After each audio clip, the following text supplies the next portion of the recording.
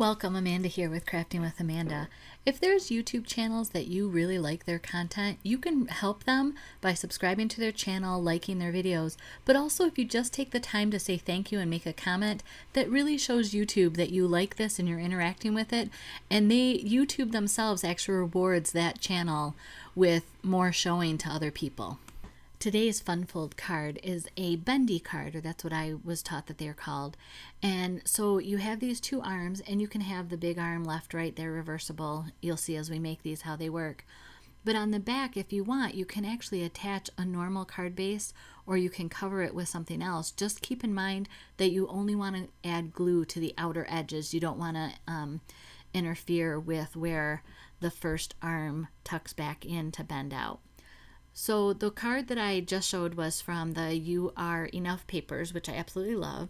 You start with a 5.5 by 8.5 inch card base, and the base of it is your 4.25 by 5.5 standard, and then you can cut the other white pieces in half if you want.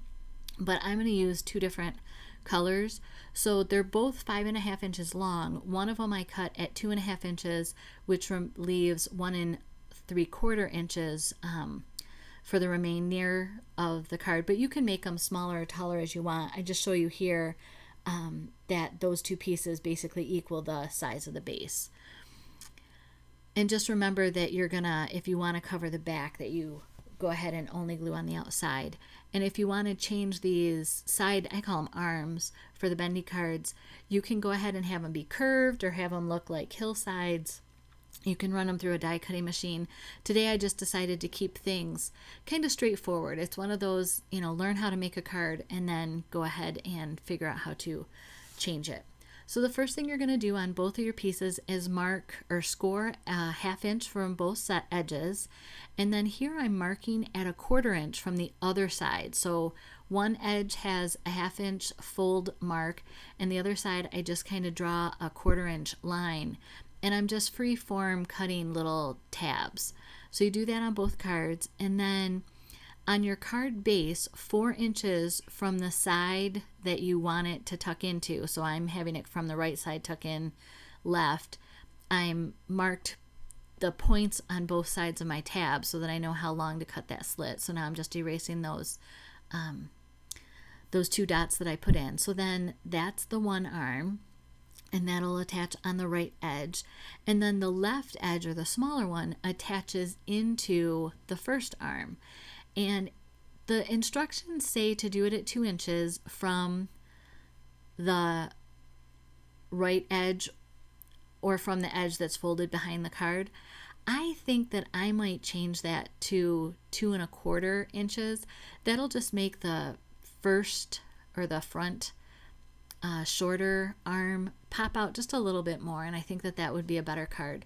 But in this sample today I did the 2 inches like the instructions say, but I think I would change that to 2.25 like I said. So again, I just cut the slit into the black arm and erased my pencil marks.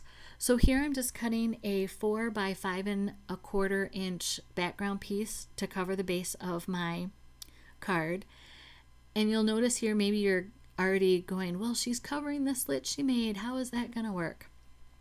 I do my slit first because then I can turn it over and I can cut it without having to mark on the pattern paper. I don't know about you, but I sometimes find when I have to mark on pattern paper and then erase it, I can see where I've erased it, and I don't enjoy that. So we've recut our slit with a box cutter, and we're all set to go here.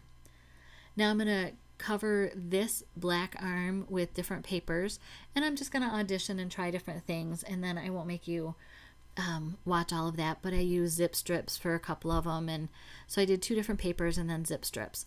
So just like I had to do with the base of the card, I need to open up that slit on this arm, so I just cut it from the back and take care of that. And you'll notice that I have not glued any of these things down yet to the base. The more you decorate and keep them all separate, the easier your life is going to be, because it's just one less thing to hassle with. So now I'm adding glue to the 1/2 inch flap that we made earlier and attaching that to the right arm. And I'm going to do the same here to the left arm. add the glue, press it down into the back. And I probably fit this, like fiddle with putting the tabs in and out of the slots more than I need to. So I cut all that out and I pulled out the embellishments that I had. These pumpkins are from the November SVG file that if you've watched some of my previous projects lately, especially the ones I did with the Boo Crew, I used the November SVG file from Close to My Heart, and just I love these pumpkins. So I cut them out in both, I think, nectarine or tangerine and the wild berry, so that worked out well. And I'm just auditioning how I want to put them on here, where they're going to go. Do I want the pink pumpkin on the base, or do I want it popped up as part of the bend of the Bendi card for that right arm? I don't show it, but I ended up that little tiny orange pumpkin that's on the bottom to the right. I did put a pop dot behind half of it, because with it being 2 layers thick of the cardstock pumpkins, it just needed some pop dot to make it line up better so it wasn't at an angle. So here I decided to go ahead and put this as a back on the bendy arm, and so I just put glue on the little bottom of the pumpkin and I'm holding it down with my reverse tweezers. You can also use paper clips or the binder clips to hold those down if you want, or some people just go ahead and glue it and then put a block on it just to give it some weight until it dries. I like my my tweezers. That just is what works for me. So I cut this October 31st and then Trick or Treat. They were actually part of the Boo Crew paper pack. There's a whole sheet that has a whole bunch of words on it, and I just cut them out of there. So I'm going to attach one to the bottom left of the card, and I put one on the stitched frame. It's not even a stitched frame, the stitched tag, or I'm not sure what to call it. I apologize. That was in my bucket of things on my desk, and I just grabbed that because it made a nice frame for the Trick or Treat title. Kind of, I think it got lost on the plaid of the orange in the background without it. So here's that example of just using the block to help hold the glue on better. I'm going to pop dot the Trick or Treat over the stitched frame here. This card has come together very quickly, and like I said, it's one of those things that you can use up scraps in making this card, because one arm is 2.5 by 5.5 and the other arm is 1 3/4 by 5.5. Your base is your 4 1/4 by 5.5, and you can, I mean, really, you can use up a lot of scraps on this card. So I grabbed a piece of the B&T paper, or the pattern paper from the Boo Crew, and I'm just cutting out this half of a ghost, and I decided I didn't need the full ghost, so I was going to go ahead and just use this one. So I'm fussy cutting that out, and then I'll audition it in a couple places. At first I think I'm going to put it down in the lower left corner by the October 31st sign, but that's not where it ends up. I like dry fitting or auditioning things when the card is shaped the way it's going to be. So I decided as soon as I dropped it behind the Trick or Treat title, that's just where it needed to go. So I'm taking a look and deciding this needs a little bling. I happen to have these old pink pearls from my stash, and I'm using up stuff, which I absolutely love. So I'm going to dot a couple of these on there, make one in the upper corner again, just again that triangle of visually for your eye. And this card is done.